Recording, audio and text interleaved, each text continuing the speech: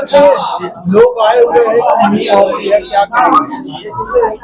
देखिए, सबसे पहली बात तो मैं धन्यवाद देना चाहता हूँ हमारे इंचार्ज राजू साहब का, जिनके निर्देश पर हम लोग कांग्रेस ऑफिस में आकर जनता की समस्याओं का समाधान कर रहे हैं।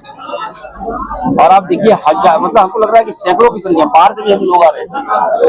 इतनी बड़ी संख्या में लोगों का आना, कांग्रेस ऑफिस में आना, ये साफ संकेत है कि लोगों का विश्वास मंत्री पे बढ़ा है, कांग्रेस पार्टी में बढ़ा है।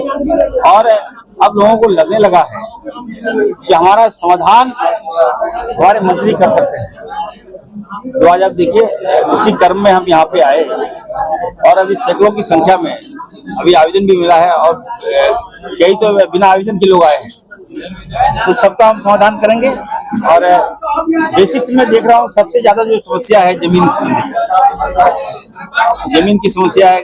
गरीब लोगों को बेघर कर दे रहा है लोग या माफिया लोग, और सेटिंग गेटिंग करके गरीब कहाँ जाएगा? कोई देखने वाला नहीं है। तो उम्मीद है कि यहाँ कांग्रेस ऑफिस में उसको इंसाफ मिलेगा। और कई आवेदन पे हमने साफ और फोन करके मैंने निर्देश दिया है कि भू माफियाओं से सावधान रहिए, गरीब का सुनिए। गरीब को कोई भी बेघर कर दिया, इसको हम लोग बर्दाश्त नहीं करेंगे। और ये संकेत हमने पदाधिकारी को भी दे दिया है कि माफिया का मत सुनिए, जमीन दलाल का मत सुनिए, गरीब का सुनिए। जो जमीन दाता है उसको इंसाफ मिलना चाहिए।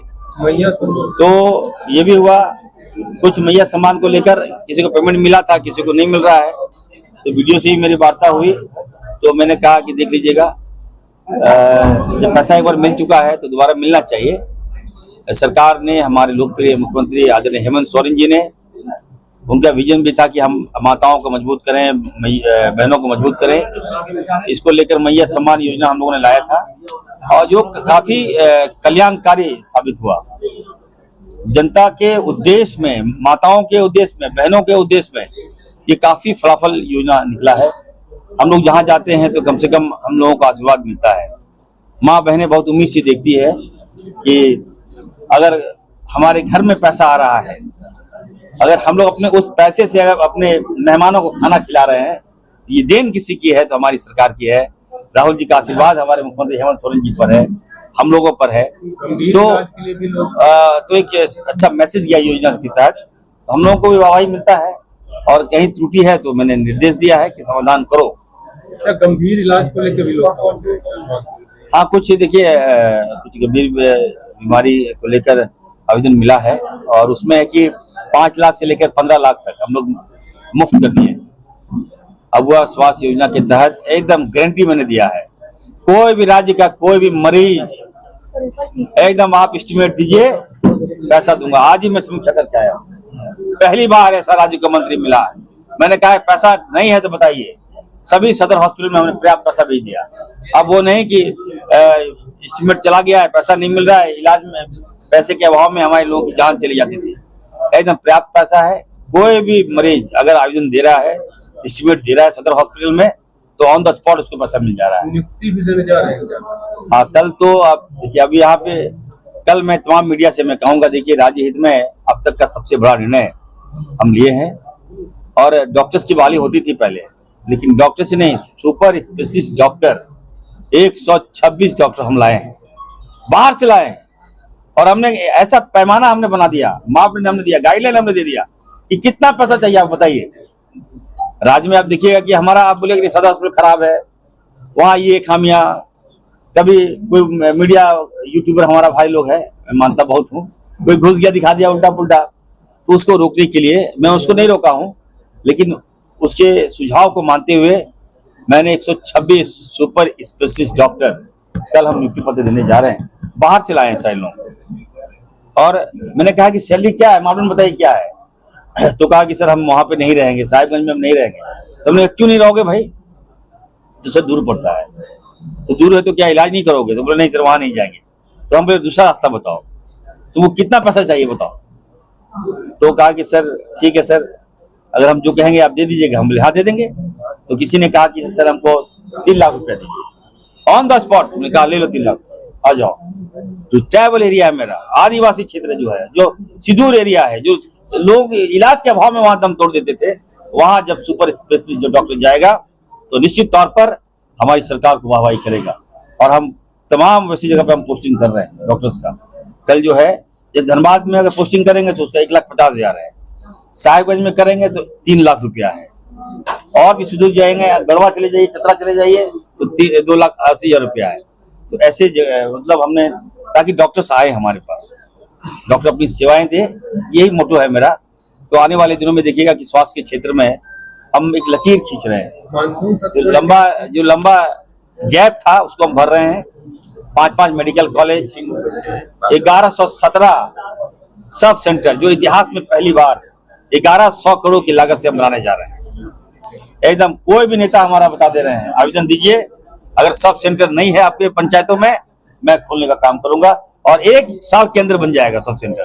और वो सब सेंटर केवल बिल्डिंग नहीं बनेगा, आप देख लीजिए, एकदम उसको रनिंग भी होगा, अच्छे माहौल में वहाँ इलाज होगा, डॉक्टर भी होंगे, दवाइयाँ मुफ्त में मिलेगा, जांच भी होगा, एक्सरे भी होगा। तो एक सेटअप हम दे रहे हैं। सत्र को लेकर क्या तैयारी है मंत्री जी, क्योंकि बीजेपी को घेरने के लिए कृष्ण अंसारी से कई मुद्दे तैयार कर रहे हैं। देखिए भाजपा के पास मुद्दा कहाँ है? कृष्ण अंसारी मुद्दा है, बताइए। कृष्ण मूवी आप लोगों ने देखा होगा, लॉन्च किया थे, दुश्मन को सर सफाया कर दिया था कृष्ण। तो भाजपा को सद्बुद्धि दे, कम से कम मैं कहूंगा कि बाल बच्चों पे क्या है, तुमको राजनीति करना अच्छा नहीं लगता। भाजपा के कुछ सीनियर नेताओं ने भी मुझे फोन करके कहा कि सर मैं इतना ओछी राजनीति नहीं करता हूँ, इतनी गंदी राजनीति हम नहीं कर सकते। जिन लोगों ने ये ओछी राजनीति किया है उसको सद्बुद्धि दे। बच्चा बच्चा है, सबका बच्चा होता है। मंत्री कहते हैं मंत्री जी आपके घर, हाँ भी बेटा साहब के आज आया, मेरा बेटा रोने लगा पूरा, भाव हम तो मार दिए थे उसको, हाथ चला दिए, तो काफी भावुक, 2 दिन खाना नहीं खाया था। वो बोला आप कहाँ कचड़े में फंस गए, क्या सलाह दिए? रो रहा था, बोला कि अब मनोबल बीजेपी के लोग तोड़ता है बच्चों का। मैं फिर से कहूंगा, देखिए औलाद औलाद होता है, जब अपने औलाद को पालिएगा ना तो उसका एहसास कुछ और होगा, उसका दर्द कुछ और होगा। मेरा बेटा जो है वो मेरा बेटा नहीं, राज्य का बेटा है। और आप सबसे मेरा आग्रह होगा कि आप लोग भी उसको बेटा की तरह सम्मान करें। अगर आपका बेटा भी अगर कहीं हॉस्पिटल जाएगा तो इरफान अंसारी उसको वाहवाही करेगा, शाबाशी देगा कि चलिए अच्छा काम के लिए गया। तो ये तो बेटा है, कोई भी व्यक्ति चला जाता है हॉस्पिटल बचाने के लिए जाता है तो अच्छा काम है ये। सत्र में क्या क्या तैयारी रहेगा सरकार की? देखिए मैं बता दूं आपको, भारतीय जनता पार्टी के पास कोई मुद्दा नहीं है सत्र में। मुद्दा क्या है? क्रिश पार्ट 1, क्रिश पार्ट 2 भी आएगा। हम लोग है ना वहाँ, सब बाप जिंदा है, याद रखिएगा। भाजपा कहाँ है? मैं तो कहा बीजेपी से, अगर हमसे मुकाबला, मैं तो जान रहा हूँ तुमको इरफान अंसारी तुम्हारा टारगेट है, और बोलता भी इरफान अंसारी जेल भेज देंगे। अरे भेज दो, तुम्हारे पास तो शक्ति है, सुपर पावर हो, तो अमेरिका से भी बड़ा हो तुम लोग, भेज दो जेल, बोलते क्या हो। लेकिन भाजपा को समाप्त करूंगा मैं, राज से सुनिए। अभी तो कहते ना, अभी भाजपा का बदने कुचले हैं, मुंडी भी कुचलूंगा मैं, इरफान से वादा कर रहा हूँ। बहुत मन बढ़ गया है लोग का, कोई मुद्दा नहीं है लोग पास। और मानसून तक कहाँ लाएंगे मुद्दा, बताइए ना, कहाँ पे घेरेगा हम लोग? कौन सा मुद्दा बताइए, हम ही देंगे मुद्दा आपको, बताइए आप बताइए। हमारे लोकप्रिय मुख्यमंत्री जी ने फ्लाईओवर दिया, विरोध कर रहे थे, क्या हुआ? आज चल रहे हैं ना, फोटो खिंचा रहे हैं ना, हेलमेट पहन के फोटो खिंचा रहा है, बताइए। इतना एनर्जी आ गया। सीपी सिंह जी और सेठ साहब, क्या नाम है? संजय सेठ साहब, बताइए, बाइक से घूम रहे हैं। ये देन किसकी है? लोकप्रिय मुख्यमंत्री हेमंत सोरेन जी की देन है कि इस उम्र में अगर हम आपको जन्नत का सर करवा रहे हैं। अब हो गया, चलिए